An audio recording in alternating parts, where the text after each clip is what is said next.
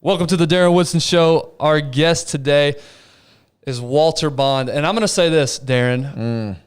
By far the most swag of any guest we've ever had. Yes. One of the this great, dude, look, yes, had a demeanor, had a aura about him, just an energy that I mentioned this on the podcast. I was literally smiling the whole episode just because that's just the way he presents himself. He's just such an energetic dude. Extreme confidence, understands who he is, and one of the great speakers that's out there. I personally tune into Walter Bond just to hear him speaking. The message is always changing. He's always bringing it with something else, but just encouraging, because as a young speaker, there's so much I can learn from a guy like Walter Bond, and his perspective is different than most. Yeah. Speaking of energy, Tyler, why don't you tell us a little about our partner today? Yeah, really love this partner, but I'm gonna ask you, Ben, a question. Oh, here we go. So we've talked about this in the past. You don't do many dinner parties. No, okay. I hate people generally. That's generally speaking. Hey, that's true. He hates people. Okay, but here's a hypothetical situation, Ben. Is you are going to another couple's house for dinner. They've got kids your age. It's a Friday night. Look, week's over. I'm really ready to unwind. Whitney's like, hey, Ben, while you're at the store, we need to bring a bottle of wine. They love wine. What are we having for dinner? We're having chicken and pasta. Yep. What kind of wine are you going to bring? No idea. No clue. Just take a guess. Just throw something out there. White or red?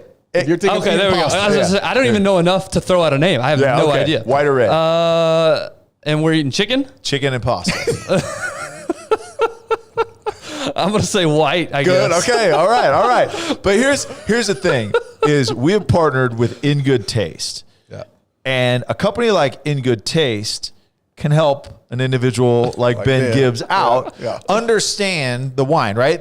To me, the wine industry is so intimidating, right? Because there's so many like pinky up, sipping on my wine, and like, oh, this is too many sulfites, or this is that. It's like, dude, what is good? Exactly. What is good? What do you like? Yeah. That's all I care about. But the challenge is I just don't even really know how to describe what I like.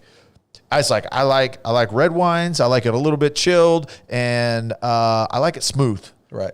Okay, well, that doesn't really help me, right? But what In Good Taste does is they will send a box of 8 bottles of wine to you, and each bottle is only 1 glass of wine. Right.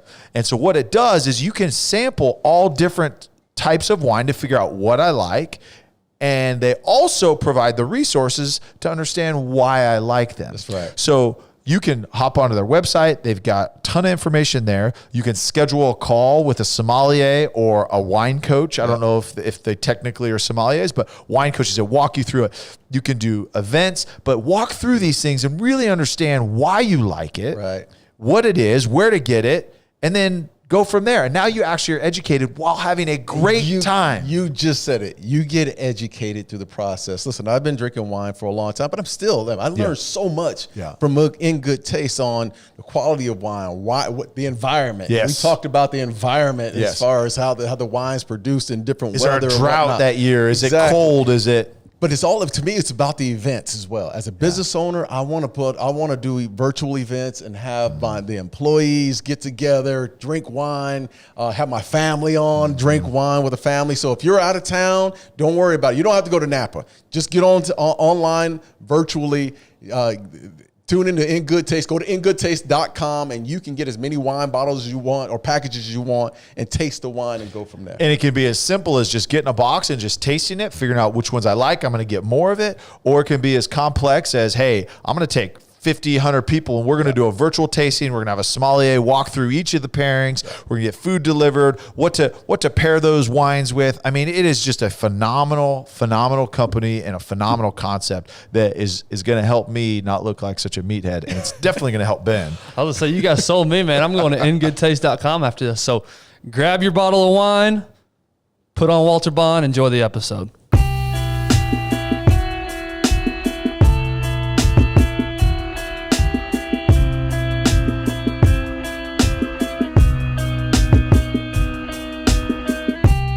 Right. How do we look on this end? You look great. And we went ahead and pressed record. Our producer's not in today. That's just the reason why we're having all these problems. But Walter, first of all, here's Ben Gibbs. Want to introduce you to Ben. How you doing, sir? I'm a co-host. Big Ben, what's up, baby boy? Not a lie. We're just running around crazy right now. But like we said a second ago, you play through adversity. Hey man, champions adjust. It's what we do. That's right, man. Gotta get those ankles taped. Let's go, man. Let's go. All good. Let's go. So Walter, on the show, man, we like to go back and talk about the journey, and we want our audience to understand that, life is not just a sprint, it's a marathon. You have the ups and downs. And what we wanted to do today is, and as we normally do, is talk about the journeys from day one. Where did Walter Bond come from? And how did he get to where he is today? And let's talk through these obstacles, the whole shebang. So that's where we want to tell your life story, man. I got a special treat for you, too. I don't know if you know it or not. I didn't do it. But one of my high school football teammates was one of your Dallas Cowboy teammates. Who's that? I ain't gonna tell you. I'm gonna drop it while we roll. Okay, let's go. All right, no, we're going now. So we're going. I'm already giving mine in the Midwest. I already got it going now. So I'll figure it out by the time we get there. Okay. All right, Midwest. All right. So today's show, we have one of the great speakers. Listen, I was at an event, and I had a buddy of mine during the event hand me the phone, and he said, "You need to listen to this guy." Now, this is in the middle of a United Way event, and he said, "You need to listen to this guy." And I said, okay, well, take a listen. And there was so much noise going on, and I was like, all right. Well, he said, no, let's not walk outside. Just listen to it right now. So we turned the volume up on the phone, and I'm listening to this guy named Walter Bond speak. And it took my thought process away from what was actually going on, which was trying to give back to United Way, which they were selling me on, taking money out of my, hey, you sign this check over. And I'm listening to Walter Bond talk, and I'm like, man, this is phenomenal. And I instantly sent a text to Ben. Yeah.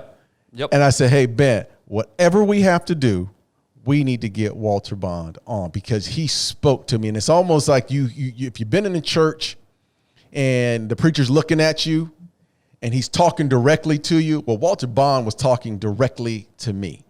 And I said, I need to get this man on. I need to hear his journey. I need to know where he came from.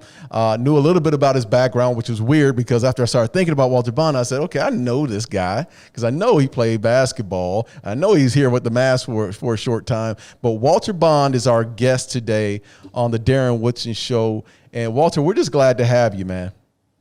Well, thank you, man. This is an honor. And, I do a lot of podcasts, obviously, and I run my mouth for a living. But when you get a chance to connect with, former NFL guys that can relate to the journey, yep, to know the ups and downs, how hard it is to have an 8-year career, it's special for me because there's some relatability. And, what my wife and I met my wife in Dallas. I tell people that was my rookie year treat. She was working for Dr. Pepper.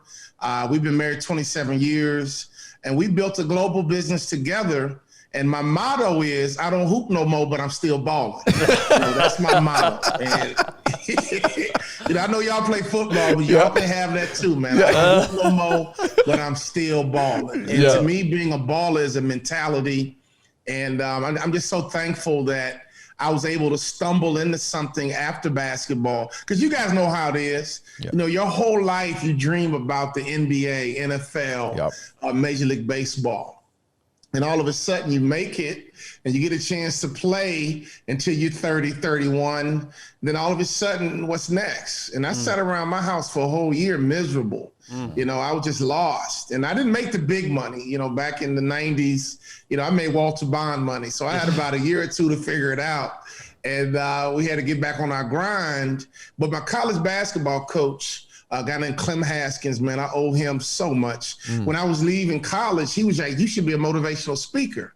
And I'm like, what? I'm trying to get to the league, man. What are you talking about? Hey, I'm trying to get to the league, man. I'm trying to get to the show. Right. And 10 years later, when that ball stopped bouncing, I couldn't jump as high, I couldn't run as fast. And I was broadcasting for the Minnesota Timberwolves. And I didn't really enjoy broadcasting. And here's why. I'm not a good spectator.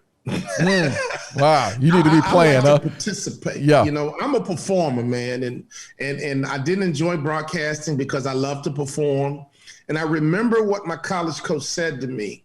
And my wife and I launched the business in 2001. And now I'm a Hall of Fame speaker. So we're going to dig into the detail, into the nitty gritty. But being a peak performer is what I learned through sports, and it's really transfers directly into business. One of my hobbies is mentoring and coaching former athletes to become successful after sports. And that's what I tell them. We don't hoop no more, but we still balling. Let's go. Yeah, man. Let's go get it. So right now, Darren, let's go get it. All right. Let's go get it. So we're going to go get it. So we're going to start with your journey. Now, we want to go back to your childhood. Walter, where are you from, and what were the family dynamics when you were growing up? You know, I'm a Chicago kid. You know, I grew up on the south side of Chicago. I didn't have the stereotypical story, you know, didn't know my daddy. And man, my dad was a high school principal. My mom was a teacher. I was going to college anyway. You know, it was just very fortunate that I could hoop. You know, I was good in baseball, basketball, and football. And I'm the youngest in my family. And my uncle I was named after played Major League Baseball. He played for the Houston Astros, Minnesota Twins, Cleveland Indians. He was a 6'7" home run hitter, died of leukemia when he was 29, still in the major leagues. Actually died during the season. And this is my dad's brother. So he named me after my uncle, and his picture hung over the fireplace as a little kid. And I'm the youngest. I'm the best athlete. And my big sister played college ball at USC. My picture went out, babe. Can you come cut this off? My big sister played ball at USC with the girl named Cheryl Miller. I'm sure you guys heard of Cheryl Miller. Heard of her. Texas So here Tech. it is. Yeah. My sister's a ball player. My uncle played Major League Baseball. And my dad's in the Hall of Fame at his college. And I'm the youngest, and they say I'm the best athlete. The truth is, you know, growing up, that's what I wanted to do, play sports. And my parents were teachers. But the problem was I flunked out my first high school. You flunked out of high school. Wait a minute.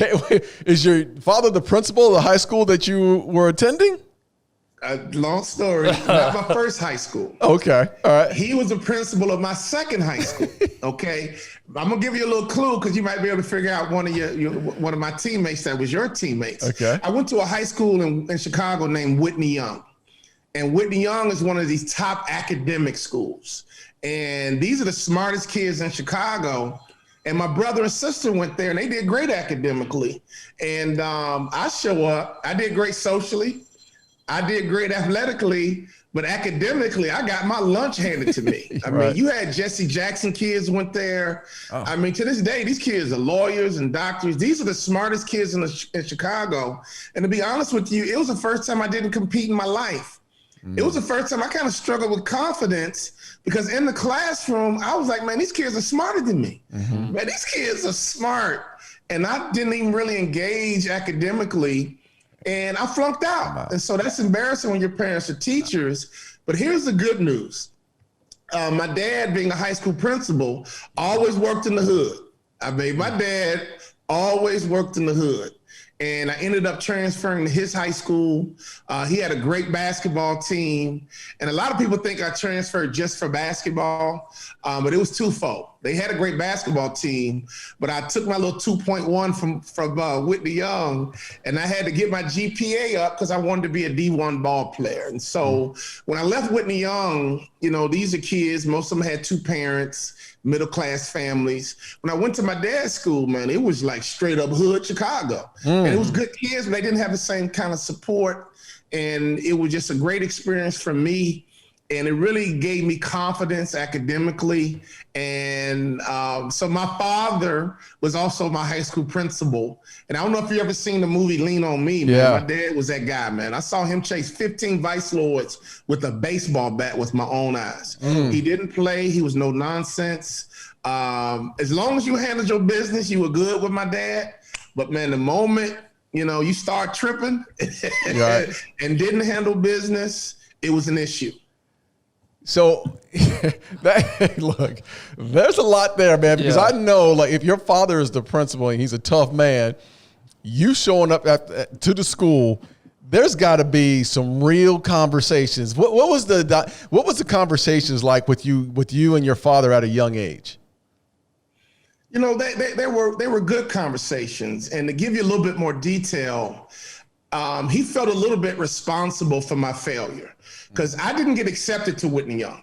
I mean, I applied, they didn't accept me. And so he wrote a letter and got me in, right? He's a high school principal. My brother and sister did well. And so my father wrote a letter and got me in. So when I struggled and failed, he felt partly responsible because he's the one that really, really wanted me to go there. My attitude was, they don't want me, I don't want to go there. Even though I really did. But so he wrote a letter and got me in. But there's a lot of lessons in there. You know, a lot of times, you know, if you're trying to get a loan and the bank don't approve you, they really let you know that you're not capable of handling this kind of mortgage, right? And so when I didn't get accepted, it wasn't that I wasn't intelligent. It was like I wasn't just ready academically to compete at Whitney Young. And so when I failed out of Whitney Young, you know, he felt partly responsible. So it wasn't like I was in trouble.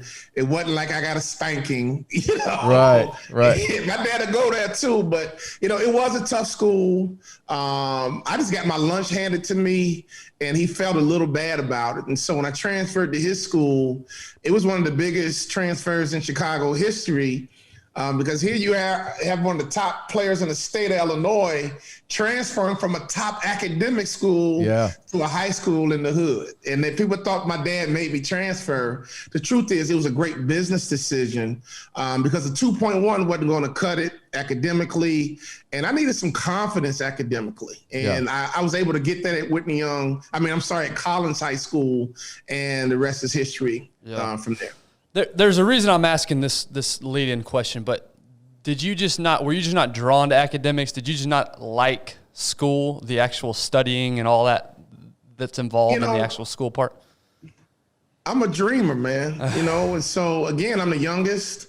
I was really good in baseball, basketball, and football. If Muhammad Ali was on, I think I'm gonna be the next heavyweight champ. I was that kid. And I had people in my family successful. A Major League Baseball player.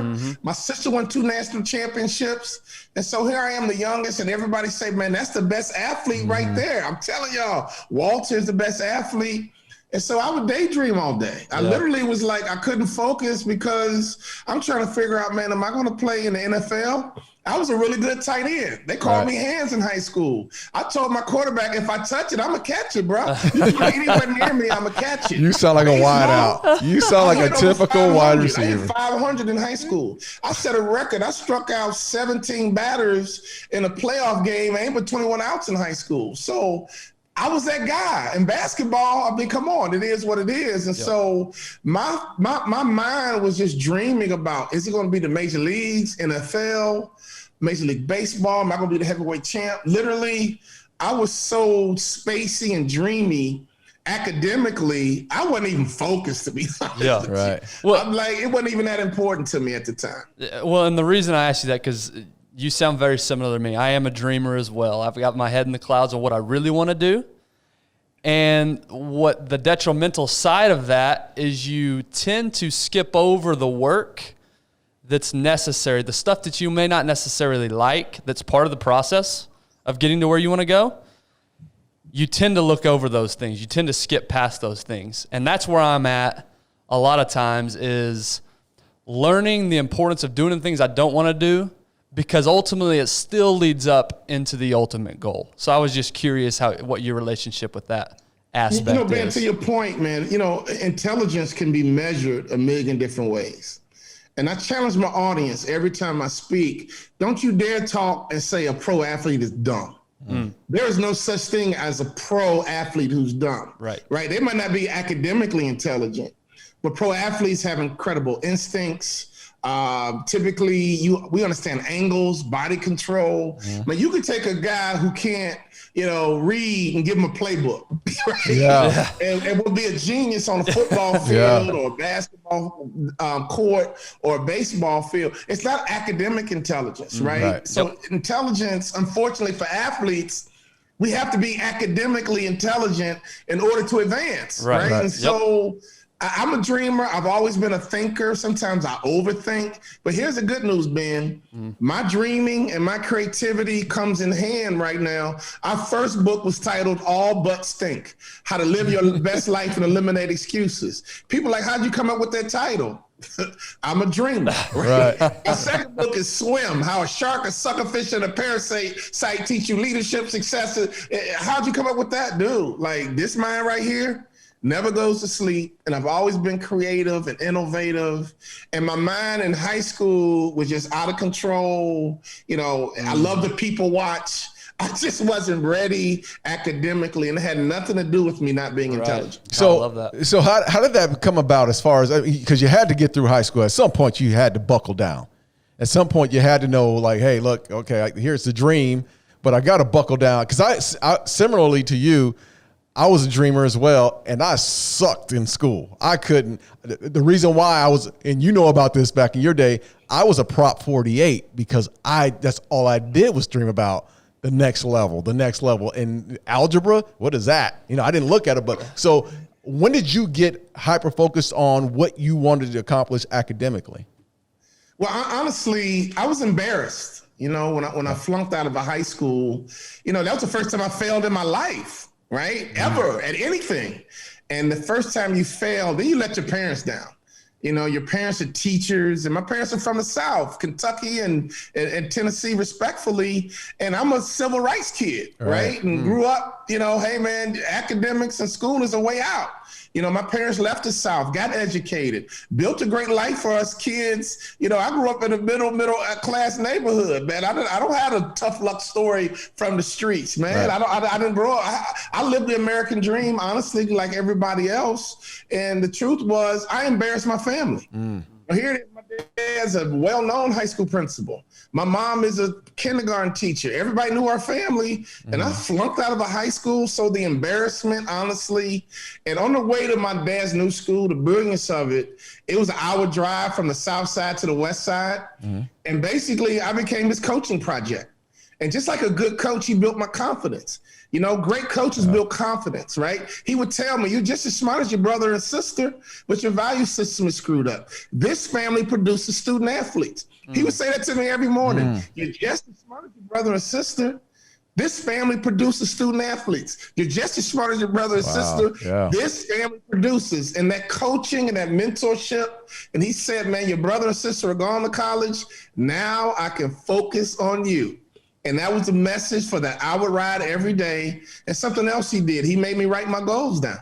Oh, man. I had to write them down, and I had to look at them every day. And he always had me start with the academic goal.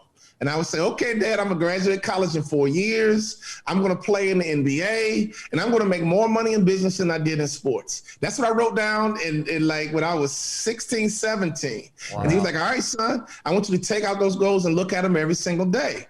And so, you know, in high school, you're trying to take a nap, right? Yeah. You know, late talking to your girlfriend, or you're tired. I would get in the car, and I would let him see me look at my goals. And as long as I got him satisfied, I would go to sleep and take a nap.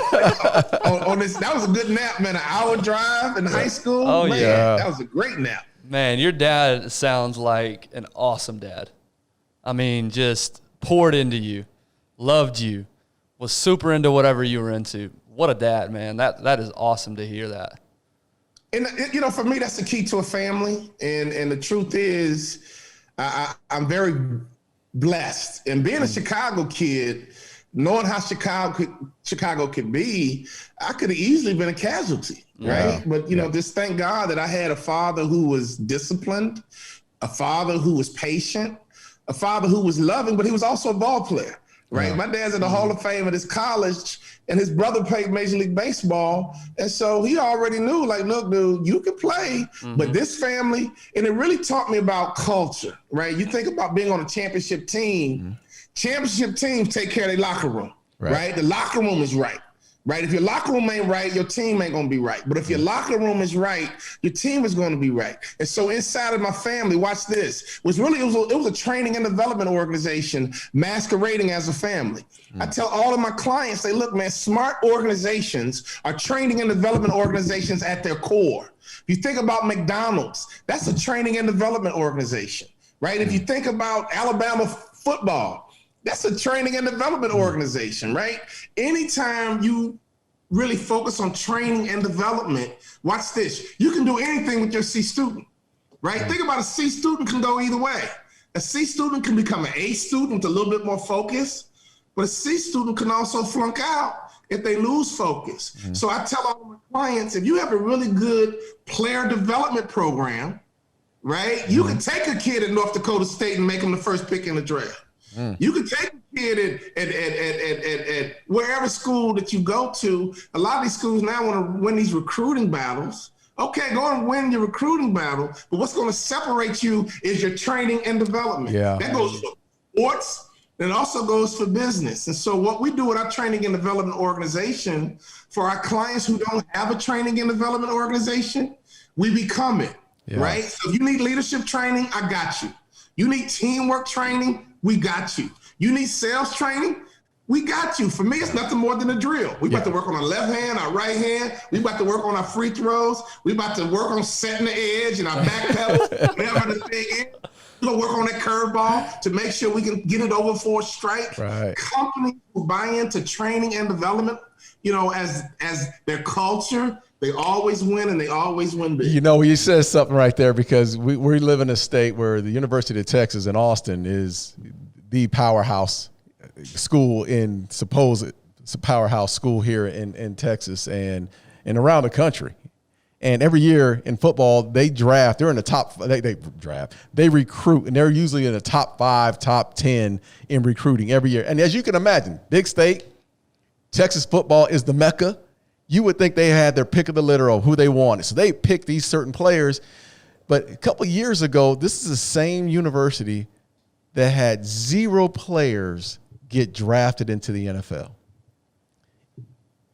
And it's because they can't develop. They got a 4-year span, a 3.5-year span with these kids, and they can't develop the players. And I think that speaks directly to it. It doesn't matter who you go get. You can go get a C student. You can get an A+ guy. You can get, you know, a 5-star or whatever it is, or you can get a 2-star guy. If you can't develop them, they're not going to get to the next level. You know, and again, I learned all this in sports, and you know, the lucky thing for me is that I chose University of Minnesota, and Clem Haskins, who I played for, played in the NBA, but his player development was amazing. I mean, he would sit you down at the end of the season and say, "Hey, man, this is what I need you to do next year." Right? I need you to lose 10 pounds. I need you to work on that left hand. You got to knock down that 3-point shot. And if you do that, son, you know, you're going to get more playing time. And per person, we all came back bigger, stronger, and faster. And so for me, when I watch sports, you know, I watch a coach's ability to develop players. If I'm an athletic director, that'll be my first question. Like, okay, I need somebody that can recruit, but what is your player development strategy? Right. How are you going to turn these boys into men mentally? Emotionally, spiritually? How are you going to develop these guys? It don't matter if you win the recruiting battle and 4 years later, I'm going to pass you by with all these C students because we're going to outwork you. We're going to out-develop you. We're going to teach these guys how to play linebacker, but we're also going to teach them how to be men, how to be good citizens, right? How to be mature, how to handle your business. And I'm telling you, in any industry, if you focus on development, you will win, and you will win big. I'll give you one example. McDonald's. I do a lot of work in franchising. I'm on the board of Jersey Mike Subs. But let me tell you who's really set the tone in franchising, and nobody's really duplicated it. Not nobody, but a lot of people haven't. McDonald's, they created the Hamburger University. So basically what they realized is like, you know what? We're going to get a lot of kids coming in here with a GED. We're going to have a lot of kids walking in here smelling like weed. We're going to have a lot of kids who are only in here because their mama made them come in here. But what if we develop them? What if we teach them leadership skills and leadership ability? What if we teach them how to build a culture, how to improve employee engagement? What if we taught them what customer service is all about? They might not have been good at that high school, but they can come and get a straight A here. Right. McDonald's just hired their chief diversity officer. He started at McDonald's when he was 16.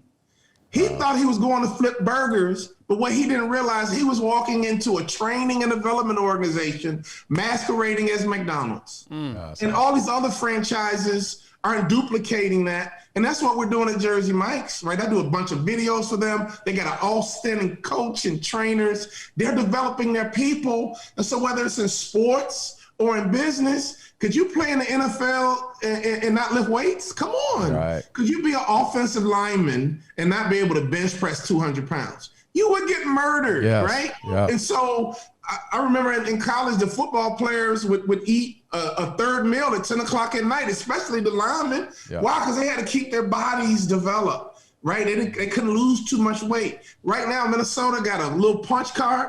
They have a cafeteria open 24 hours a day. All you got to do is scan the card and go in there and eat.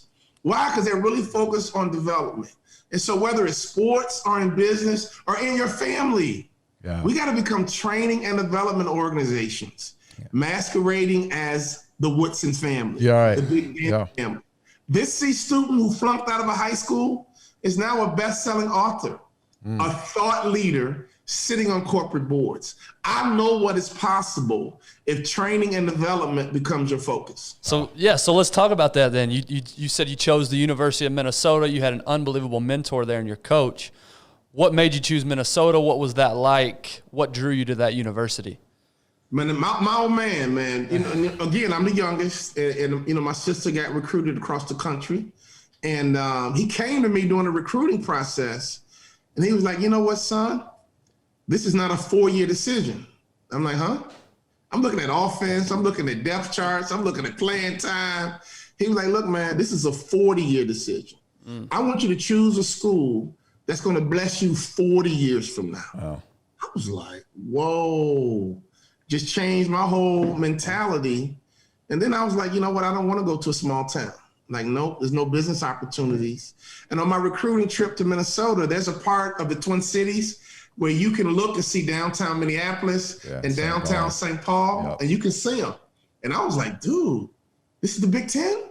So I can play big-time basketball in a city with 22 Fortune 500 companies. When I left the University of Minnesota, I had a $75,000 job offer in 91.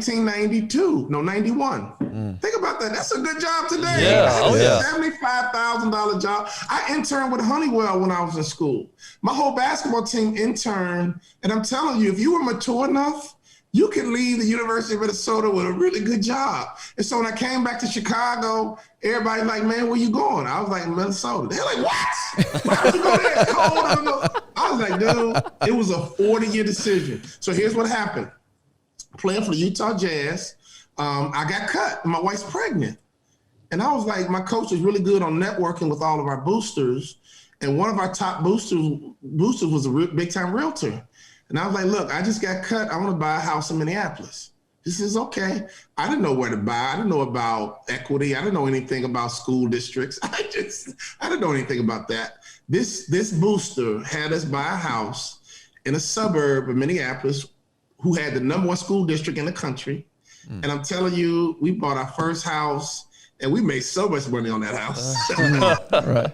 And it was all just following my father's advice that, look, man, this is a 40-year decision. So when I mentor kids, I mentored a guy 60-something years old at one of our NBA retired player events.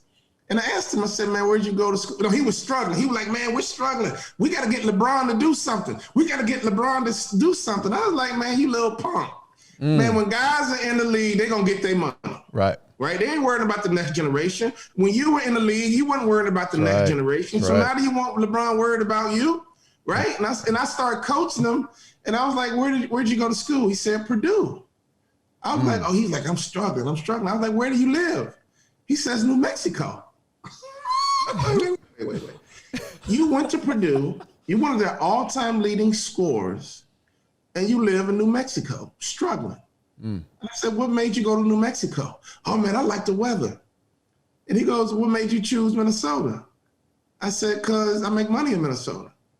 Everybody knows my name in Minnesota.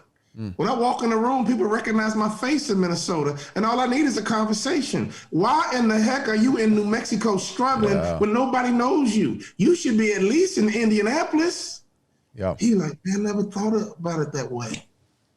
Duh. So I tell all my athletes, look, Charlie Ward was in one of my coaching programs. He just moved back to Tallahassee. I'm like, brilliant, dude. You're a living legend in Tallahassee. I mean, Charlie Ward in Tallahassee? Yeah. Are you kidding me? Charlie Ward can do anything. Yep. Charlie Ward is the closest thing to Jesus Christ in Tallahassee. And when he told me he was moving back to Tallahassee, I was like, about time. He lived in Houston. You know, he played 10 years in the NBA. But I was like, dude, your promised land is Tallahassee. Yeah. That's your promise. So any athlete, if you're struggling right now, you got to go back to that city where you got the biggest name and the best brand. Might be your college town. It might be your pro town. But come on, let's get back to these cities where everybody knows us, and let's leverage all the sweat, all the sprained ankles, all the concussions. Let's go back and leverage this. I went back to Minnesota after I retired, guys. And guess what? The Timberwolves called me. They were like, hey, we heard you back in town. We heard you retired. Do you want to broadcast? I was like, what? Yeah, I'm broke and I don't have any money coming in. Of course, right? And they hired me within a week, only because we're the only Division I school in the state. There's no Western.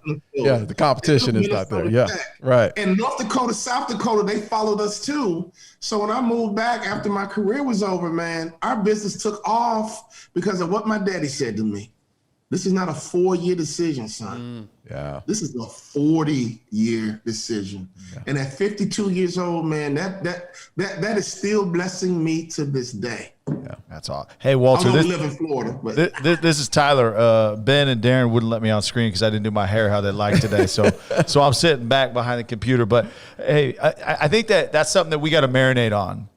I mean, obviously the development, but do you think that there's any responsibility from universities and really more specifically the sports organizations that some of these college athletes are in, whether it be football, basketball, baseball, swimming, doesn't matter, to, in the development process, coach them about leveraging that? You mentioned, okay, we've gone through so much, all the injuries, all the time, all the stress. Do you think that the responsibility falls on the university to provide that guidance? Hey, look, leverage your platform.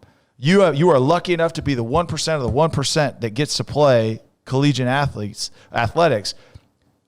Now you need to take advantage, and here's how. Or do you think that falls on the individual? You know, I'm going to give you a multifaceted answer. I think the primary responsibility falls on your family. You know, my mom and dad was like, look, boy, college is 4 years. When I left Chicago, went to Minneapolis, they were like, look, man, we don't even think college should be 5 years. College is a 4-year experience. No matter what happens with your basketball career, you're going there to be a student and you're going there to graduate. Now, after I flunked out of my first high school, I was like, yes, sir. Yeah. Right? I get it. Yeah. Trust me. And I graduated in 4 years, right? So I think the primary responsibility should be on your family.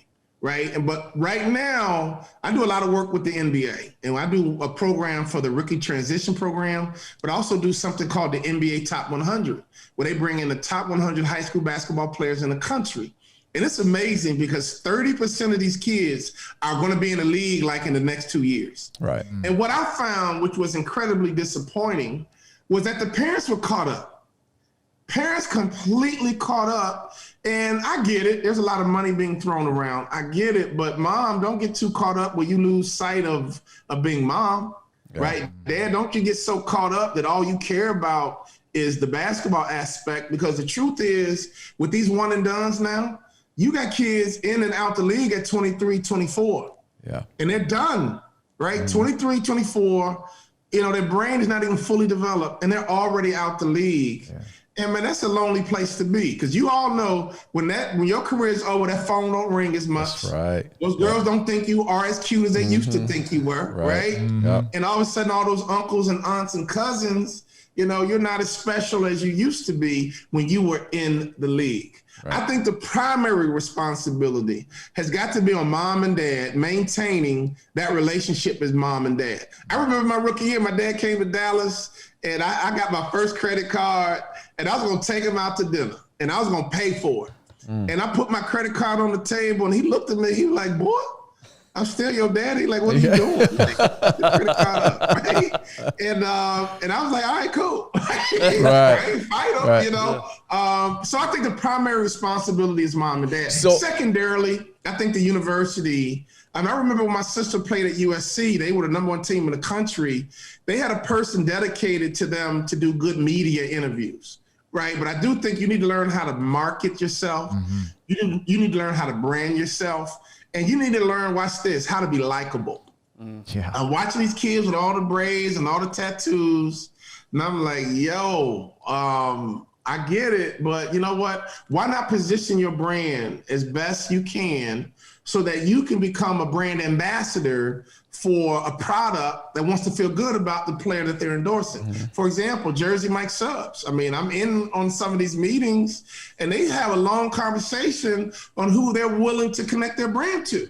And they take that very seriously. And I've been on some meetings. I'm like, what's wrong with him? He's okay. They're like, nope. He got a DUI. Nope. How about this guy? Nope. And I was like, I get it. You work hard for your brand. You want to connect your brand to an athlete that embodies everything about your brand. So to your question, mom and daddy got to handle that first, or your caregivers. Secondarily, I think it's got to be the school. In the third area, I think agents, and I had a bunch of them. And man, it's hard to find a good agent. It's just hard to find a good agent that cares about you, the athlete. It's such a revolving door. And I don't expect the agent to do it, but mom and dad can do it. And that university, I think, has a responsibility to position you to be the best you that you can be while you're in school. You know, Walter, I want to talk to you about same topic, but different circumstances. Let's say it's the inner city kid that's coming out of Chicago, doesn't have a father. Probably has a single mom or a grandmother that raised him, but he's that athlete, or it could just be just a regular student. And he gets into college, finds a way to get into college. What would you say, give me two things that kid should do? Boy, girl, doesn't matter who it is. What are the two things that you feel like are probably most important to success? You got to have a mentor. That's what my book Swim is all about. It's about a shark and a suckerfish. No matter how big a shark gets in the ocean, they're vulnerable to parasites.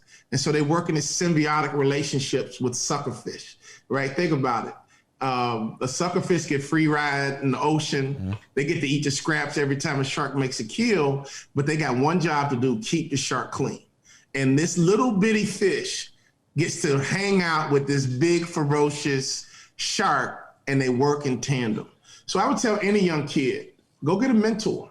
Go get somebody in your neighborhood that takes a personal interest in not just your basketball career, but takes a personal interest in you. I tell people all the time, my dad was my dad, but he also was my high school principal. And it was amazing how those conversations were different. I knew when I was talking to my dad, and I knew I was talking to my high school principal. And the funny thing about it, it wasn't just me that loved him. All the other kids loved him too, right? So I got the benefit that my high school principal was amazing, but the other kids loved him too because he would spend time with them and encourage them and strengthen them and give them advice. There's always people around. And in best case scenario, it's your biological dad. That's best case scenario. Secondarily, maybe it's a stepdad. But heck, it could be your high school basketball coach, your high school football coach. It could be an uncle. There's somebody in your community that cares about you. There's somebody in your community that wants to be honest with you. But here's what happens to a lot of young kids. They don't want to be coached. Right? Sometimes they get so caught up and mama let me do what I want to do because I'm the gravy train and I become the man of the house where I can't listen to anybody talk. When I speak to the NBA rookies, I tell them, I say, look, man, most of y'all, I don't even know who y'all are because I don't even really look at the NBA like that anymore. But I'm going to tell you one thing, I probably make as much money as all of y'all do right now. They look at me like, really? Man, y'all know people sit courtside? Man, we're entertainment. They look at me like, for real? All those people in the skybox, dude, we're their entertainment. Right. We got to work Christmas. We got to work Thanksgiving. We're entertainers. You think that we're making as much money as the people sitting courtside. And so sometimes athletes are in this bubble that we on top. I live in a neighborhood with 6 billionaires with a B. I'm like, bro, how you make $1 billion? How do you make $1 billion? And so I've been very humbled when I got out of sports and got into this real world that I realized, man, people are making millions of dollars with their mind. It's not about their 40-inch vertical. It's not about their 7'2" wingspan, right? It's not about their shuttle speed, and they ran a 4.3, 4.4, right? And they're cover corner, can shut the whole field down. This guy can really set the edge. No, this dude is innovative. This guy's creative. Man, this guy invented something. I'm in these environments, and it is amazing. And I just get so excited, I get so excited about learning about new industries. Being a city kid, honestly, when I look back on it, I feel bad for city kids because all you see are drug dealers, athletes, and rappers. That's like all you see. You see athletes, right? Drug dealers and rappers. So you got millions of little black boys, especially in inner cities. That's what their role model is. Athletes, rappers, and drug dealers. So what do you want to be when you grow up? Absolutely. An athlete? Oh, I'm not good enough. Well, a rapper, can't rap. What's left? Slanging. So I'm around industries, and I'm like, you guys do what? I did a program for a company called Cellmark. The guy hired me 2 or 3 times, bought all my books. He just didn't even care about money. He like, Walter, I want you to speak to my sales team. And every last one of them sit courtside if they go to a ball game. And I was like, what? He's like, oh yeah, my sales team, all we sell is paper. That's all we sell is paper. I said, you didn't tell me these guys sell paper. And as a sales rep, not the CEO, not an executive, they have enough money to sit courtside. Absolutely. I want you to motivate my team that sells paper. I'm like, dude. So my mind has been blown about what is possible outside of sports. And so when I go and speak to the rookies, I write my cell number on the board and I'm like, look, man, don't call me until you're done playing. Take my number, lock it in, call me when you are done. And that's when I can help you. What do you look at me like, huh? What? I'm like, dude, I'm not impressed with you. And this career gonna be over in a couple of years. Holler at your boy. So, and when you really need some help, I got you. How do you get through? Really help, I got your back. Sorry, how do you get through to these athletes? You know, whether they're 18 to 22, whether they're in college thinking they're going to the league, or they're rookies, or even second year, right? Because you said it earlier, like, these are still boys. They're not even fully matured yet. They haven't even fully developed at 23, 24 years old. How do you get them to recognize, hey, the platform that I have now is got to start now? Because I didn't grow up in the inner city. I was really lucky, like you, to have an incredible father, incredible mother in the house that gave me guidance. But there's guys that, like you said, the only avenues out are either being an athlete or military or on the streets. But so they get there, they think that they're invincible because they haven't had the maturity. They haven't gone through the experiences because their athletic ability has gotten them this far and you can do no wrong. But how do you get them to listen before it's too late? The great question. First of all, as a professional speaker, my job is to connect with my audience. So I don't care if it's a room full of white millionaires. I don't care if it's a room full of black women. I don't care if it's a room full of athletes. My number one job is to connect with my audience. And the way I do that is through storytelling. Any great motivational speaker is also a great storyteller. And in our coaching program for speakers, I teach what I call the hot dog theory. And every time I speak, my job is to serve up a bunch of hot dogs. And basically, the Frankfurter represents the the content. What is the message I'm trying to give them, right? That's the Frankfurter. The bun is the story that I wrap it in, right? And so the hot dog was designed to be a meal on the go. And the way we've been able to build an amazing legacy in the speaking industry, now we do coaching and training and other things that have kind of spawned off it, is being a great storyteller, but there's a lesson in each and every story. So these young kids, if they're 16, I'm gonna tell them a high school story about how I flunked out. I remember going to my dad's school. And I remember being in the lunchroom, man, these kids were different, man, than my other high school. I mean, these kids were literally taking care of themselves. I mean, 15, 16. I used to complain, Mom, $20 allowance is not enough, Mom. This is not enough. I get $20 every 2 weeks, Mom. This is not enough. When I went to the west side of Chicago, I remember they gave out donuts in the morning. And I was so greedy. My dad would cook breakfast. I would eat at home, and then I would go all the way to school, and I would eat the donut and have my little milk. And people would ask me for my donut, and I'm like, no, bro, eat your donut. And it didn't dawn on me that, man, they needed that donut for dinner. That's right. Yeah. It didn't dawn on me that they were saving these donuts for their little brother. And now I feel so selfish and horrible. Like, I ate a full breakfast at home. And it wasn't clicking for me because I grew up, I need some money. Hey, man, give me some money, Dad. But these kids were literally taking care of themselves at 15. And this is when crack hit the streets, right? Crack hit the streets in the 80s. Man, these kids were 15, taking care of 2 little siblings because their mom was cracked out. And I was like, dude, like, man, you're like literally providing for a family of 15. I just couldn't, and I saw it on a daily basis. And so my heart just went out to them. And I was like, man, and people wonder, well, you don't care about school. They care about survival. These kids are like, you're worried about this freaking spelling bee. And when they get home, they don't know if they're going to have anywhere to sleep tonight. Because they're at some aunt's house who doesn't want them there. And they just took them in just because they're family.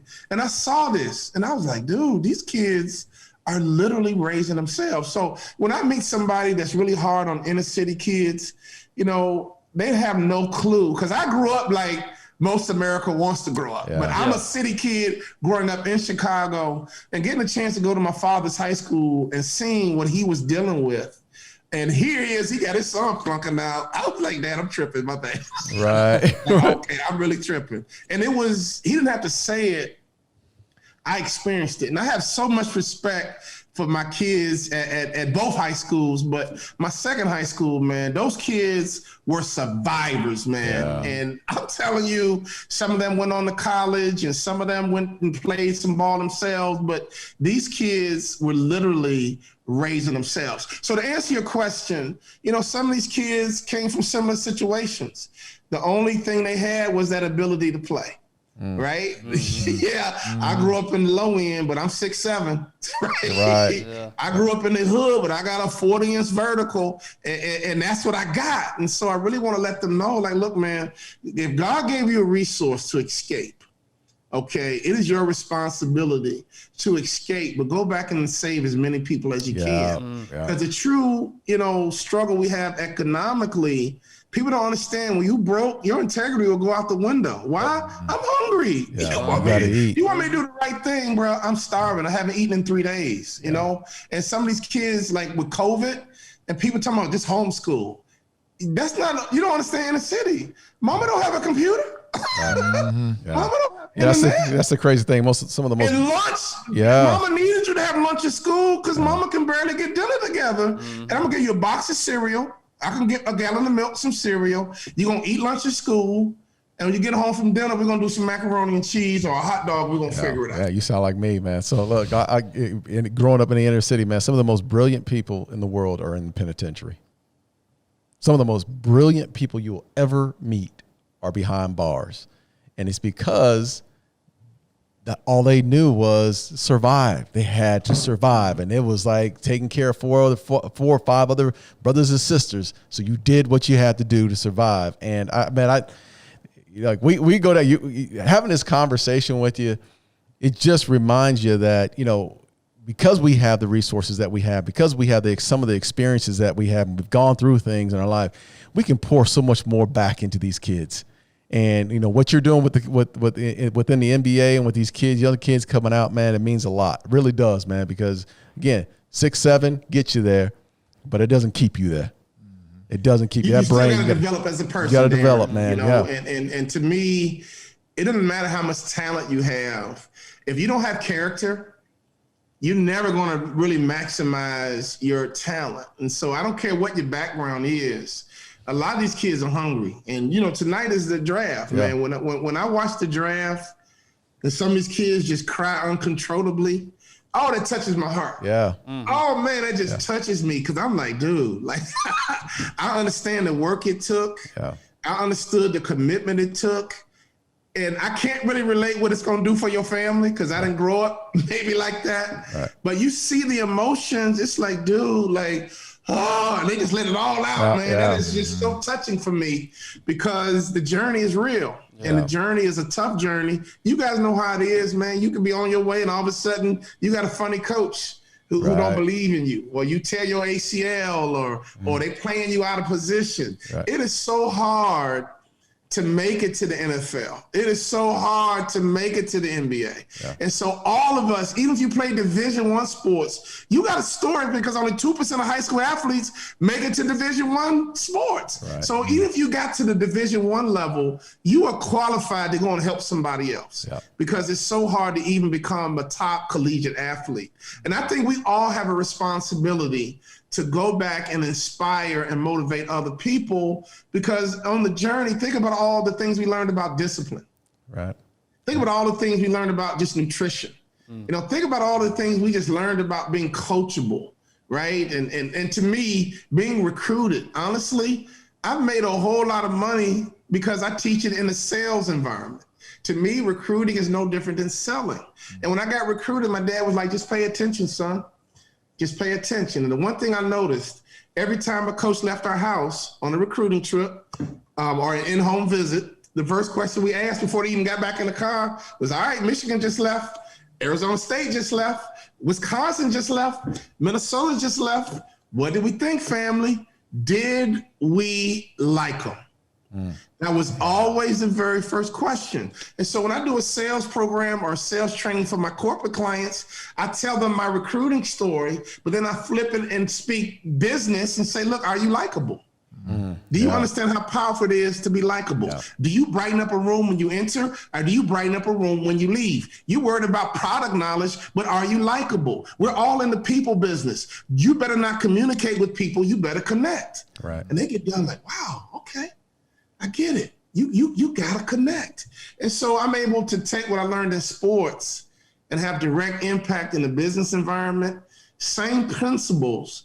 It's really just a different language. That's the only thing that adjusts. Yeah, let's talk about that transition a little bit. You know, you obviously you went to Minnesota, then you got drafted, played in the NBA. But let's talk about your undrafted. I did not get drafted. Sorry, you played, but you did play 8 seasons. I got that in common with you. I got that in common with you. I came off the bench in college. I did not even start in college.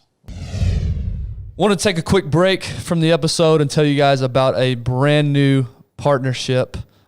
Because you guys listen to the podcast, companies are now coming to us and wanting to be a part of this. Yeah. And that's 100% because of you guys. So wanted to tell you about an exciting new partnership. Man, this is a great partnership. And it's a long-time friendship that I've had with Choctaw Casino and Resort, located in Durant, Oklahoma, just across the Red River here. Easy drive, great people, great resort. The new renovations going on. Got a fantastic pool that's outside. So if you got kids, if you have kids, or if you just want to get away alone with your wife, your girlfriend, whatever, your partner, doesn't matter what it is, go over to Choctaw Casino and Resort. Have a great time. Again, we always talk about relationships on this podcast. We have a great relationship with Walter Allen, who's over there, and the people over at Choctaw Casino have just been wonderful. Yeah. Hopefully you don't have a wife and a girlfriend at the same time. Yeah, a little bit of both, but have a good time anyway. But yeah, like Darren said, go check them out, Choctaw Casino and Resort. Now back to the episode.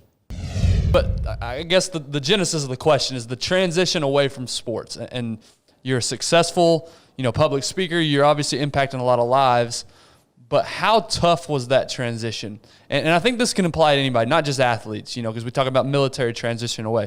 When it's something you've done your entire life and you've put all your effort and all your mental capacity into it, it's hard to walk away. So how did the transition go for you personally from being an athlete to the real world? Big Ben, great question. Remember in high school, my father had me write down my life goals. I'm going to graduate college in 4 years.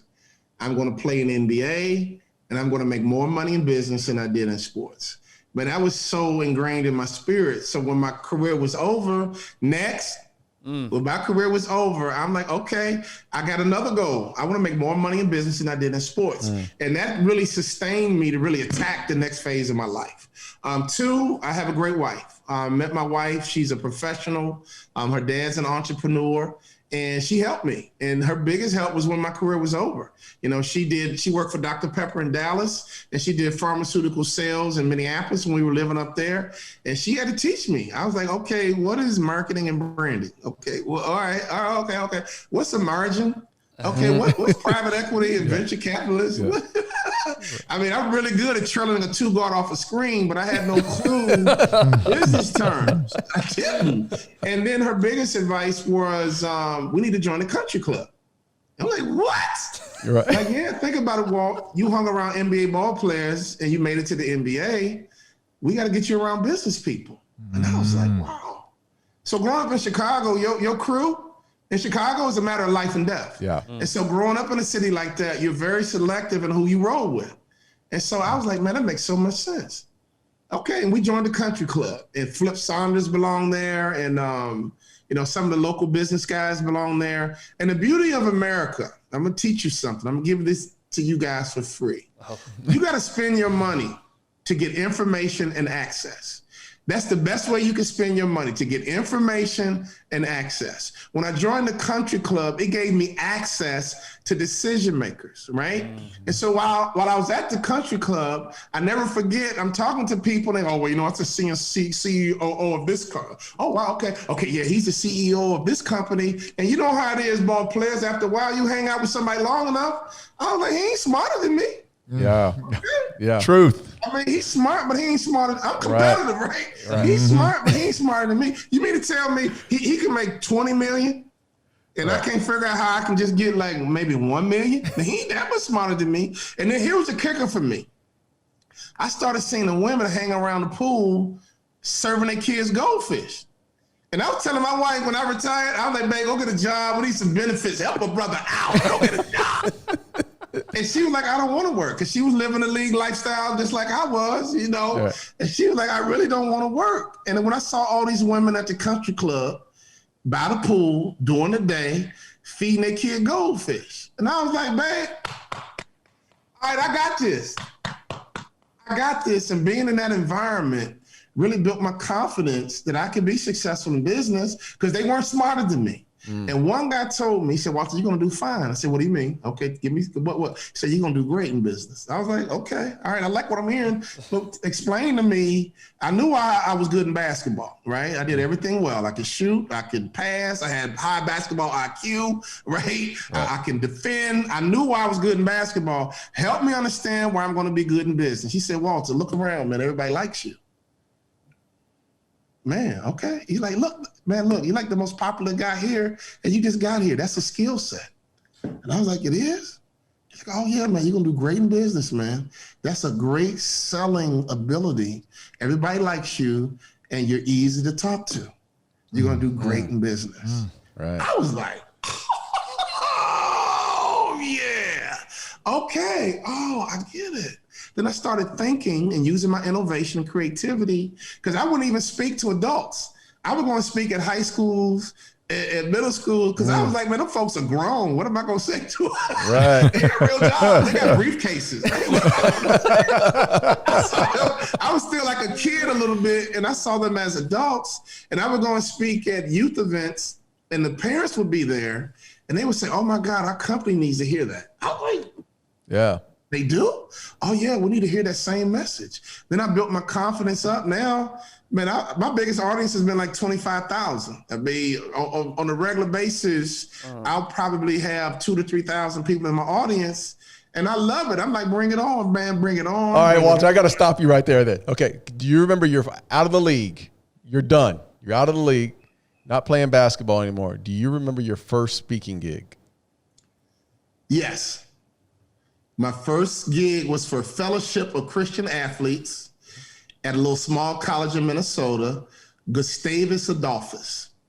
And I went down there. It was about an hour drive from Minneapolis, kind of near Mankato, where the Vikings have training camp. Yep. And I spoke to a bunch of college athletes from the Fellowship of Christian Athletes. Absolutely. And I loved it. and I did a bunch of small things. And if you remember, I used to broadcast for the Timberwolves. And I hated broadcasting, but part of my responsibility, I would go around and do a couple of events for the Timberwolves. And I remember what my college coach said. And I was like, dude, and my wife didn't like her job. She didn't want to work. And eventually, 2001, we were like, okay, let's launch this motivational speaking business. And man, we hit it, and we hit it hard. My first fee was what you got. Yeah, right. I'm a Chicago hustler, man. My first fee was what you got. And here's my philosophy. When I grew up playing ball on the playgrounds, right? That's where I learned how to hoop, on the playgrounds. And I knew that if I become a pro, the money's going to be there. And so when I started speaking, I was very humble and say, look, I'm not even worried about money right now. I need to get really good on the platform.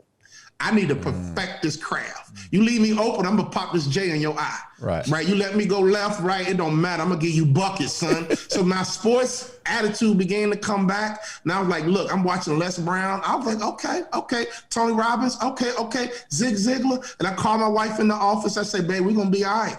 And she goes, what? I said, babe, we're gonna be okay. And that's what I told her. I said, look, I couldn't do what Mike could do. Right. My legs ain't act right. I just couldn't. I dumped on one person my whole life, Clarence Weatherspoon.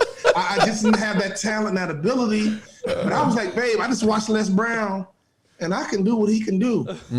I just watched Tony Robbins, and I was like, oh my God, I can do what he can do. Steve Harvey, if you guys remember, had a comedy club in Dallas, over in the Oak Cliff.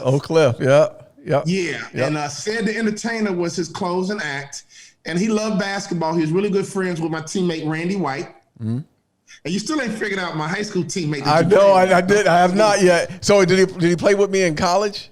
No, with the Cowboys. I can't for Chicago. I can't for the life of me. All right, go ahead. Steve Harvey, he let me go up at his comedy club.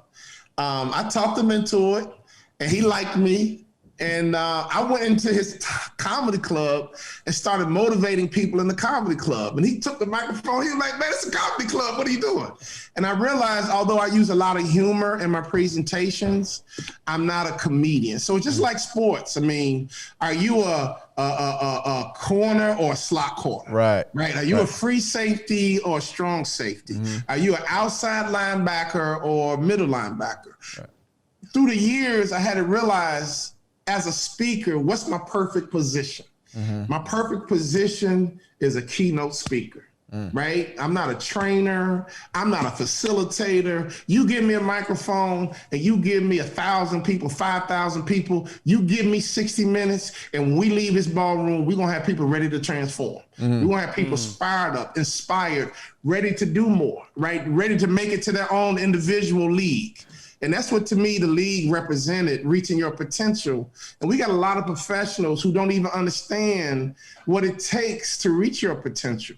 So I thank God my journey to the NBA was a tough one. As I said earlier, I didn't start in college, man. I came off the bench in college. And so my whole pro career was on life support the whole time. But I became the first ever undrafted rookie free agent in the history of the Dallas Mavericks to start opening night. Luka Doncic just broke my rookie scoring record. Oh, man. His rookie year. Would you hit 25, right? Would you hit 25? What's that? Would you hit that your rookie year? Would you hit? What was the number? The record he broke was the most points for Dallas Maverick rookie in the first 3 games. My second NBA game, I had like 27 points. Right. And that gave me a rookie record. You know, they keep all these things. Hey, but I think that's, I want to go back just a little bit. Know who you are. Know what your strengths are. You talked about intelligence earlier. Like, okay, I may not be school smart, but everybody's intelligent, right? Everybody's got something to them. Knowing who you are and attacking those strengths is, I think, man, takes some really emotional intelligence, right? Like you can see outside of yourself. And I'm not trying to be like, for me, I can't do what Darren does. Like and if I tried to be like Darren, then I become that unlikable person, right? That you talk about, because I'm not authentic. I'm not being real. So what was it for you? Is it Was it your dad? Was it experience? Was it just like coming to a realization to say, okay, hey, look, I know what I'm good at and I'm going to stay in that lane. I'm not going to try to make $1 million doing what he did. I'm going to make $1 million doing what I can do. What gets you to that point of realization? Yeah, again, I attribute my basketball and really sports journey. I mean, as I said earlier, I was really good in baseball, basketball, and football. I think that really helped me understand that I need to discover what's my game, right? And so, Kendall, something going on the screen.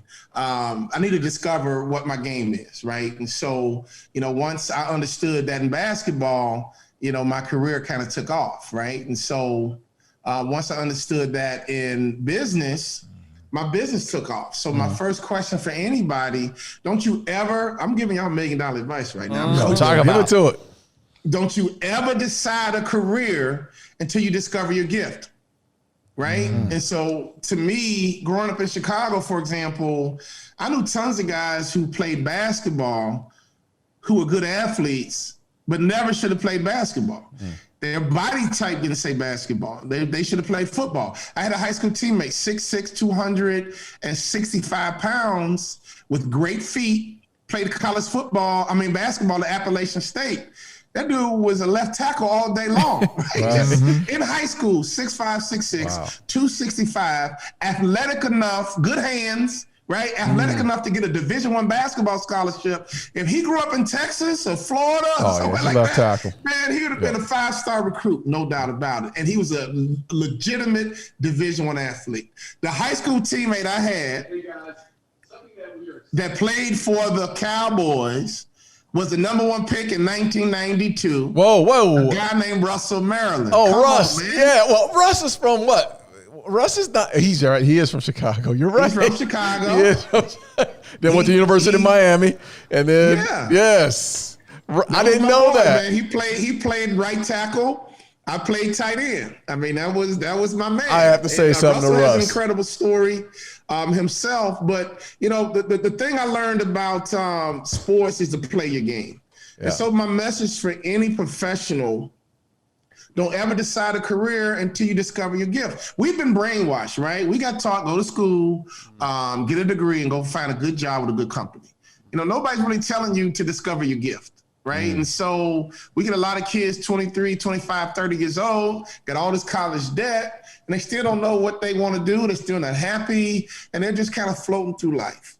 You got to discover your gift before you decide a career. For athletes, we're lucky, because anyone – when you're young, you were special young. The gift was there when you were young. People would yell out when I was 12, check his birth certificate. He's too old. He's not 12. But what they didn't realize, man, you're watching a future pro athlete. And at 12 years old, that gift was there. Right. And so in sports, it's easy to discover gifts. And the biggest thing that I hate about high schools, and I teach this in a lot of my seminars, at the local high school, there's tons of programs for the A students. Right. A Honor Roll, National Honor Society. They keep the smart kids busy, right? Student government. But there's tons of programs for the F students. Detention, right? Truancy, the principal's office. Saturday school. Office. Trash pickup. The biggest demographic at a high school is that C student. And there's absolutely nothing available for that C student. So that C student just kind of floats around unless they walk into McDonald's. You guys get what I'm saying? Yeah. The C student floats around unless their dad was a high school principal who knew how to teach and coach. Wow. And so what I teach a lot of my clients, like, look, what are we doing for the C students? I do these high-end events for top financial advisors and insurance agents. They take me to Cancun and they fly me to Bermuda. And I keep speaking to their top financial advisors, their top performers, their top producers. And I always ask these business leaders, well, these guys don't even need me. What do you mean? They're alpha males and females already. Give me your C students. What are you doing for your C students? And I got a buddy of mine who's a top academic advisor with UBS, my college teammate and roommate. And I asked him, I said, Rob, he used to be an agent, a guy named Rob Metcalf, had 3 first-round draft picks. I said, Rob, what does UBS and these other financial institutions do for that financial advisor who's average? He goes, wow, nothing. They fly me places. And these guys call me and they want me to take them to lunch and they want me to buy me coffee and I don't have time. And so the biggest gap, guys, that I see in America that can grossly impact our economy, that can incredibly boost everything we do from a domestic per capita, the best thing we can do, honestly, if the government wanted to change America, build programs for that C student. Mm-hmm. Build programs for me. Because in my mind, I'm that kid. Right. I was a C student who was just fortunate that I came from a family who understood how to support, coach, and teach. But man, I'm like a pink elephant, right? Right. I'm rare, and there's C students everywhere. There's a plethora of C students all over America looking for someone to inspire them, looking for someone to build their confidence, looking for someone to say, hey, man, write your goals down and look at them every single day. Here, I'm going to teach you leadership. I'm going to teach you how to sell. Think about all the C students in Division I football or basketball. Wow. With a little extra coaching, with a little extra support, you know, maybe you couldn't have made it to the NFL. Maybe you can go be a doctor, but maybe you can go be a VP of sales. You got the drive, you got the commitment. Don't make it all about the NFL. That's right. Don't make it all about the NBA. Don't you make it all about baseball, because you learned how to be a peak performer. Translate that energy, translate that mentality, translate your confidence to this new industry that you're going to have to do the rest of your life anyway. I'm going to say what I said earlier. I don't hoop no more, but I'm still balling. Balling is a mentality. It don't matter if it's in sports or in business. We got to have tremendous confidence. All right. Amen. Amen. Yeah, he's on it. Preach. Okay, I get it. I know we're gonna respect your time. We're gonna wrap up here real quick. One thing I needed to ask you, because we run into this when we're talking to a lot of kids in our community, is fear. Overcoming your fear. We've all had it. We've all run into it at some point in our lives. How have you overcome? Because one of the biggest fears in the world is having someone hand you the mic and tell you to go. How have you overcome your fears? You know, I'm a little different, and I just wrote about this yesterday. I think fear is a good thing, right? Fear will make you act right? Fear will make you put on your seatbelt. Fear will make you not drive drunk. Right? Fear will make you a law-abiding citizen. Fear will make you pay your taxes. The way I look at fear is going to make sure you do the right thing. And I don't see fear as a negative thing. In fact, the Bible says the fear of the Lord is the beginning of wisdom. Right. Mm-hmm. And so to me, fear is not a bad thing. You know, sometimes people look at pro athletes or successful people and think they don't have fear. You don't think I had butterflies when I spoke in front of 25,000? I did it scared. Another event, I did a keynote in front of 3,000 motivational speakers. That was one of the most terrifying experiences I ever had. 3,000 motivational speakers who wish they were on that stage like me, looking at my pauses, looking at my nonverbal communication, looking at my voice inflection, man, looking at my storytelling. Do I open right? Do I close right? All the technical aspects of being a motivational speaker. Darren, if you watch a football game, you know if that defensive back was in position. You know if they had the right foot pedal. You know if they took the right angle. You know what the safety's supposed to do, right? So when I spoke in front of 3,000 motivational speakers, I was like, snap. These are 3,000 people who already know what I'm supposed to do. And I was nervous. And I settled in, and I turned that joint out, right? But I was nervous when I began. You know, fear will make you focus. Yeah. Fear will make you act right. And the worst thing we can do is act like fear is some bad thing or fear is some negative thing. Most of us do the right thing because of fear. So the question is, how do you use your fear? And fear is something I think if you really think about it, fear makes me lock my door at night. Right. I'm about to go to bed. Let me go lock the door. Why? Out of fear. I don't want some crazy dude coming up in my house. And I sleep hard, right? Fear is not a bad thing. It's just how you use fear. As long as fear doesn't paralyze you, do it scared, do it afraid. And I'm telling you, man, you'll get through it, and then you'll build confidence and keep doing it afraid. That's my best answer, honestly. Man, I mean, Darren, you talk about it all the time. The '90s, when Jimmy was there, the guys played with a level of fear. Absolutely. And there's accountability to it. There's a reason why you showed up an hour before the actual meeting started. Right. Like, it was just fear of losing your job. Hey, fear is why I literally was never late to football, but I can't be on time for anything in my life after that. It's because of fear. No.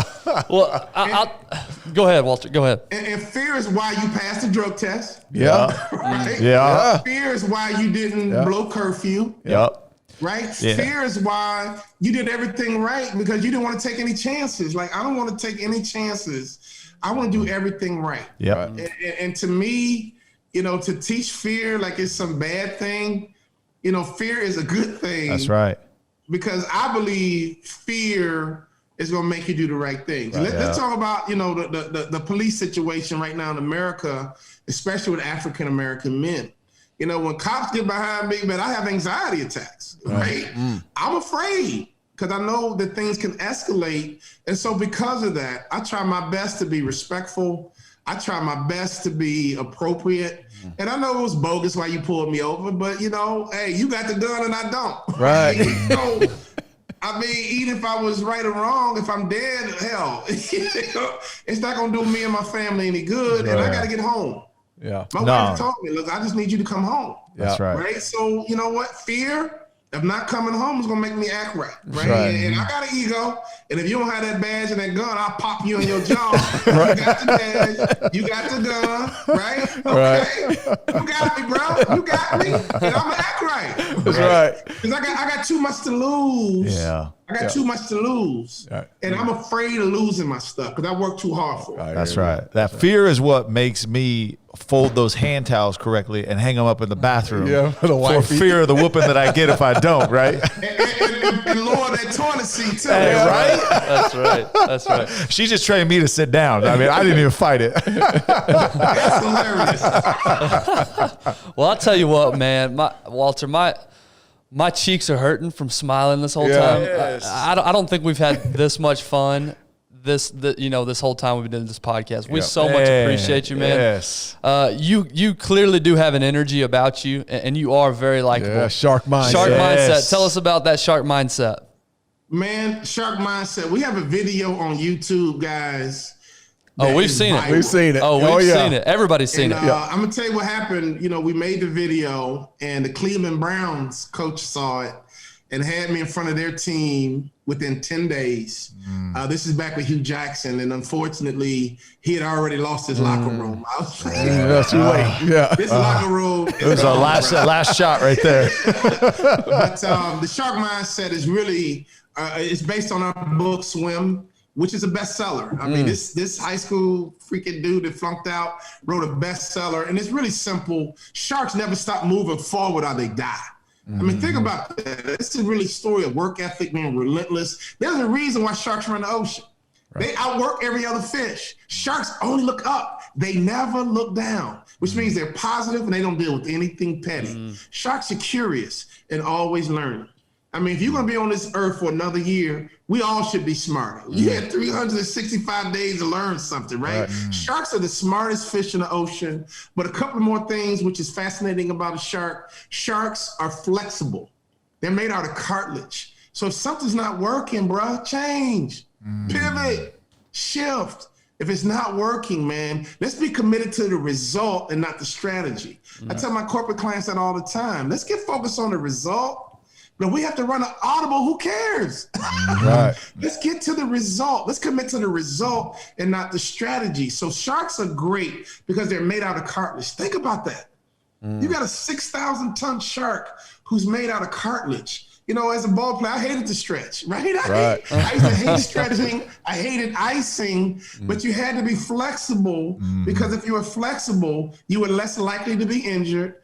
And you will recover from injuries faster, right? And so sharks finally are great teammates.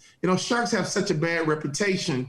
And in this book, Swim, we teach the shark mindset. It's a parable. I got mentored by Mark Victor Hansen. You talk about coaches. This is chicken soup for your soul guy.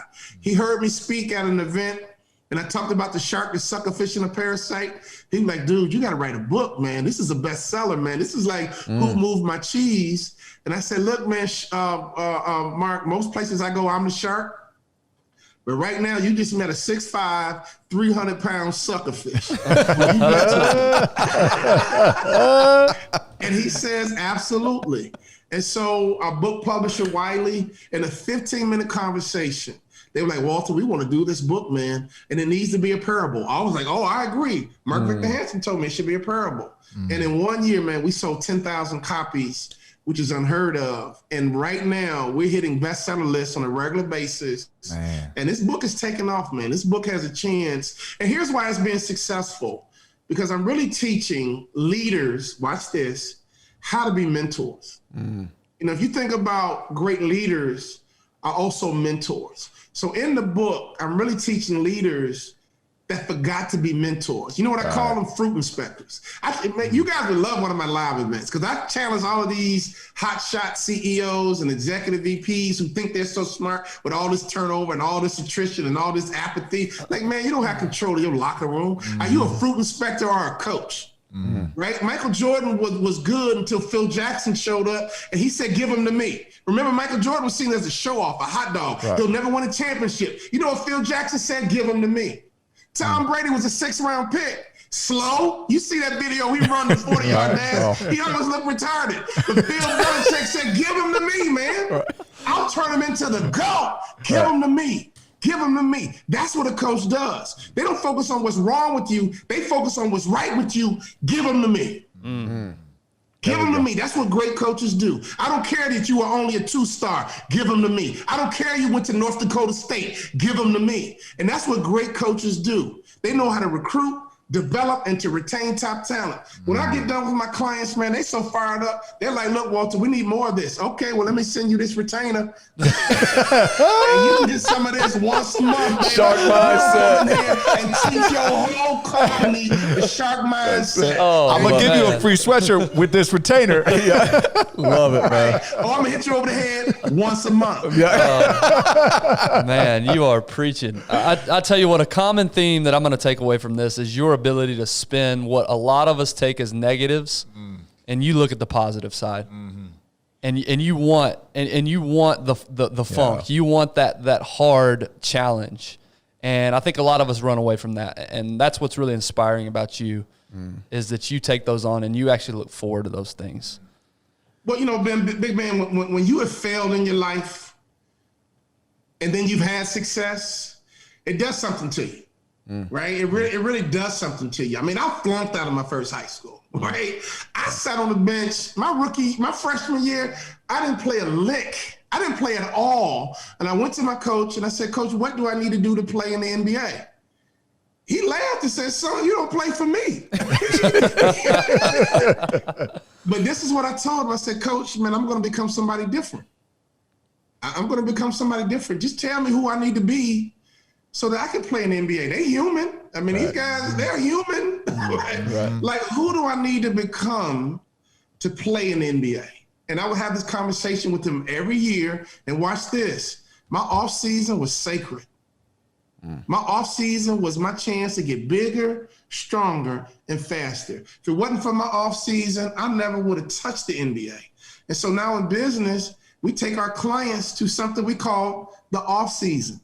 Right? The off seasons when you don't work in your business, you work on your business. And so my small businesses that we coach, I'm like, look, man, let's dissect your company and figure out what's broken and let's fix it. Let's figure, is it your sales process? Let's fix it. Is it your culture? Let's fix it. We created a teamwork methodology. It's going to change the game, guys. This teamwork methodology we created is going to change the game. And here's why. We can go after this. I'm going to drop the mic right now. Think about it. As a grown man in the NFL, you rarely talked about leadership. Like, dude, I'm grown. I got wives and kids. Right. I don't need you to be my leader. Right. Maybe rookies need it, but for the most part, dude, I'm a grown man. I don't need you to be my leader, but I need teammates. And so when you play pro sports, you obviously have confidence in your own ability. But when you get to these high levels, you look at your teammates like they're freaks. Like, look at this dude's hands. Like, man, come here, let me see your, man, look how long this dude's arms are. Man, I had a teammate named Dave Benoit, country boy from Louisiana, could jump out the gym.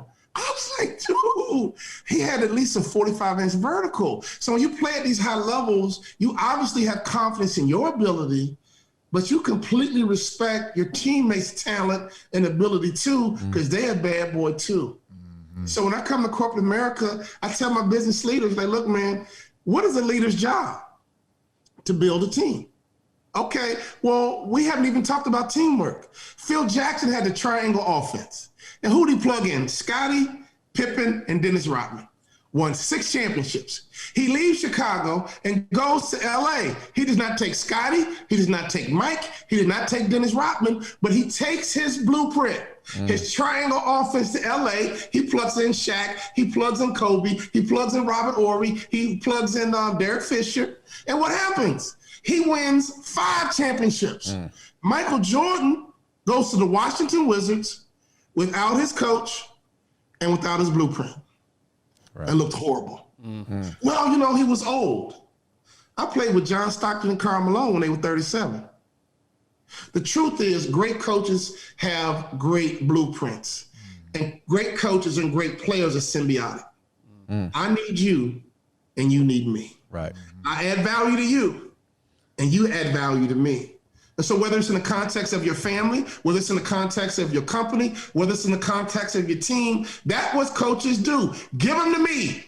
Yeah. I'm going to add value to you. And if I do my job right, you're going to add value to me. My wife and I built a training and development company. We go all over the world running our mouths. And why? When I show up, I want to add value to you. And after I get the standing ovation and sell all my books, where my check at, dog? All right. You're going to add value to me. All right. Those that need value added to their company. So whether you're a CEO, a chief marketing officer, HR, sales director, whoever it is in the company that needs growth, how do they find you? How do they connect with you? Easy. WalterBond.com. Bond. Walter Bond 007, WalterBond.com. Once you get into our website, we have what we call a swim action plan. It is amazing. It's a great way for someone to engage us. But once you get in, we got all kind of coaching programs for speakers. We got coaching programs for entrepreneurs. We got training programs for companies. I mean, we have built a company. Yeah, awesome. We have built a company, and we're all about training and development. And most companies, that's the first thing they eliminate. You know, get rid of training and development. I'm like, dude. Too busy. The most important thing you got is your training and development. Yeah. But if you don't understand that, that's like taking out your weight room. Yeah. Oh, we don't need a strength and conditioning coach. Man, you are dumb, man. Pay you all this money, dummy. Bring that weight room back. Bring that strength and conditioning coach back. He's almost as important as a head coach. You can't ask any college football coach. They'll tell you their most important hire is their strength and conditioning coach. Yeah. Well, he spends the most time with them, that's for sure. Come on, man. And companies aren't getting that. And I thank God for my sports background because of the credibility we built, that we get these CEOs and these decision makers to listen. And when they can just listen, what we're teaching makes so much sense. And we add so much value to them. For them, it's almost free because they get so much return on it. Like what we charge you is nothing, dude, because you're going to get the result that you want. But I know you got the last question, but I went to the website a number of times, just creeping, of course. And I know the first thing I see, Walt, is you at the basketball, a little highlight, you at the basketball, and guess who's guarding him? Number 23, Michael Jordan. Oh, of course. And he hits the jumper in Michael's face. And I'm like, okay, Mike. Right. Okay, Walt right at him. Let's go, man. All right. All right, last question. Let you drop the mic on this one. We ask every guest this. If you could go back to any point in your life and tell yourself one thing, doesn't mean necessarily that you go change anything, but if you just go tell yourself one thing, where do you go and what do you tell yourself? Wow, that's a great question. Honestly, I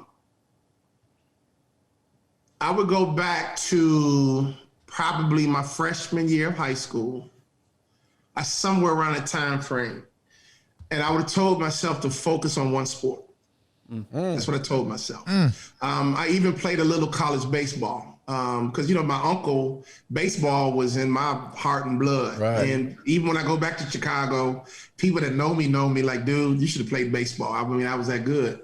And after one of my college baseball games, I would play with the varsity team in the summer. One of our assistant coaches came to a baseball game. And he was like, man, you got a dilemma.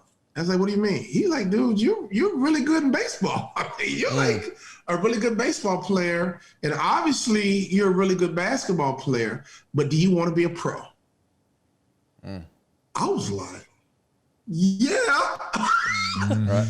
He was like, if you want to be a pro, man, you got to choose.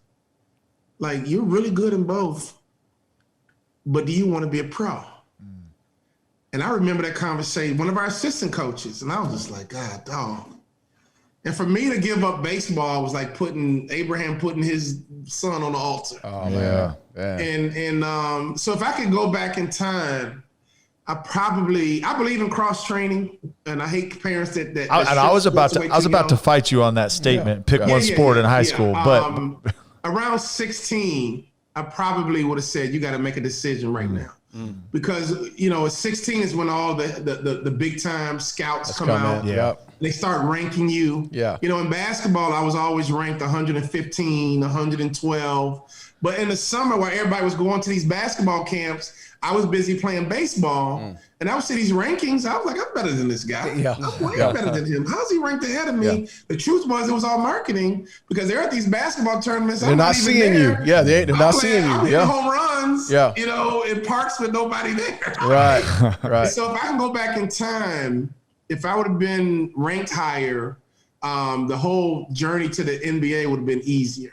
Right. But since I kind of didn't put myself in that marking position, I had to overcome all of these opinions. You know how it is. Right. Well, this guy was 5-star. Man, think about how many chances a 5-star gets. Oh, man. Right? They don't give a 5-star a million chances, and this little unranked 2-star might get one. Right. My rookie year with the Mavericks, man, I scored like 20-something points 8 times, and it was like, oh, good game, man. Jimmy Jackson does it once. Oh, my God. But he was a lottery pick. Yeah. He got picked 4th. And so the expectation was for him to do it. And so they kind of, he was a good ball player. Love Jimmy Jackson. But since he was a lottery pick, they set the table. They looking at me like Cinderella. Man, I played for the Detroit Pistons. They never even put my name on my jersey. Come on, man. He's just keeping it warm. He's just keeping it warm. So anyway, I mean, I would tell myself to get focused on one sport a little earlier. Probably because I had a really good left hand and I could finish with my left, and I attribute that to being a baseball player. Because baseball players are ambidextrous. You got to use your left hand as much as your right hand. And I was player of the game with the Mavericks, and Brad Davis interviewed me. And he was like, Walter Bond, your left hand is really good. How did you develop your left hand? And I was like, huh? I was stumped. And I laid in the bed that night, and I was like, baseball. That's why my left hand is good. It had to be baseball because I never really worked on it. It was just naturally stronger. And so cross training, I think, is so important for kids. But when you get about 16, about that sophomore year, I think you need to start choosing, because if you don't, you're going to start hurting yourself, because it's hard to have that divided energy if you're going to be a pro athlete. Yeah. Walt, we appreciate you, bro. Yeah. You've been awesome. You tell Big Russ, man. I will, man. I'm going to let Big Russ know. I'm going to say, Russ, Walt talked to me and said that, Russ, you couldn't play in high school. That's exactly what I'm going to tell him. He said, you were just a scrub. Hey, you know what he gonna tell you? Walter couldn't block. He gonna tease you. Hey, look, I was a receiving tight end, man. I'm a flex tight end, baby. I was stretched the field.